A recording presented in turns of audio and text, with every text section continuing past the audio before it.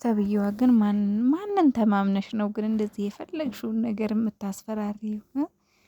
የማንሽ በይ ማንን እየተማመንሽ ነው እንደዚህ የምታስፈራሪያቸው? ለማንኛውም ዛሬ ብሩኬ ጥሩ ውሳኔ ወስኗል። ጥሩ ነገር አድርጓል። ያ ደግሞ ምንድን ነው ላዩ መልሶላታል ቀለበቱን። የሁላችንም ጥያቄ ተመለሰ። እኔ እስከዛ ድረስ እንዴት ቀለበት እስካሁን ራሱ አንገት ላይ መቆየት የለበትም ብሩኬ ቀለበቱ ሀብሉ አንገት ላይ መቆየት የለበትም ነበር። ምክንያቱም የፈለገ ነገር እሺ በጊዜው ሳታቅ ነው እያደረግከው ወይም ደግሞ አይንህን ተይዘ ስለነበር ማን እንዳደረገሽ ሊሆን ይችላል።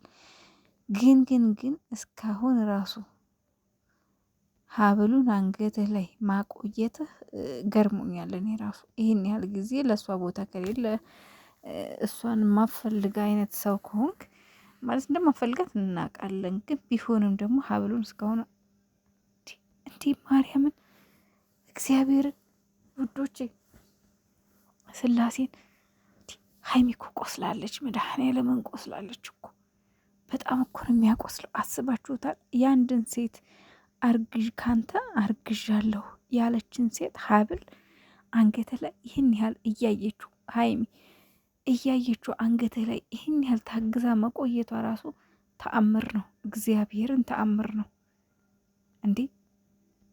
እንደ ራስ ነው ማየት። እኔ ብሆን አላቆየሁም።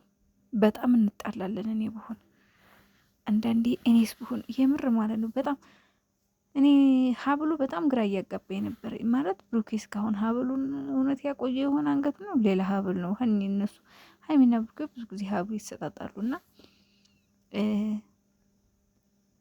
ይሄ ሀብል ደግሞ ከሁለት አንዳቸው ይሆናል። ሀይሚ የሆነ ጊዜ ላይ ያሰረችለት ሀብል አለ በፊት ማለት ነው እና ያ ይሆናል እያልኩ ነው እንጂ በጭራሽ እኔ እስካሁን ሀብሉ አንገት ላይ ይቆያል ብዬ አላሰብኩም ነበር። ለማንኛውም አሁንም እንኳን አወለቅከው እንኳንም ተገላገልካት። እንግዲህ ሀብሳላትንም ቀስ ብለህ ከህይወትህ አስወጣ እየተባልክ ነው። እኔም ወስደውን አውቃለሁ ማረገውን አውቃለሁ እያለሽ እንዴ በከባድ ማስፈራሪያ ነው እንግዲህ ስትናገር የነበረው። እግዚአብሔር ይሆናችሁ። ሀይሚዬ ቅመሟ አትመጣም ማለት ነው፣ ዛሬ አትመጣም ማለት ነው። የኔ ወርቅ እስኪ አረፍ ትበል። እንኳንም ያልመጣች ሳይ ትረፍ በቃ ከዚህ ግርግር ከጭቅጭቁም ከንትርኩም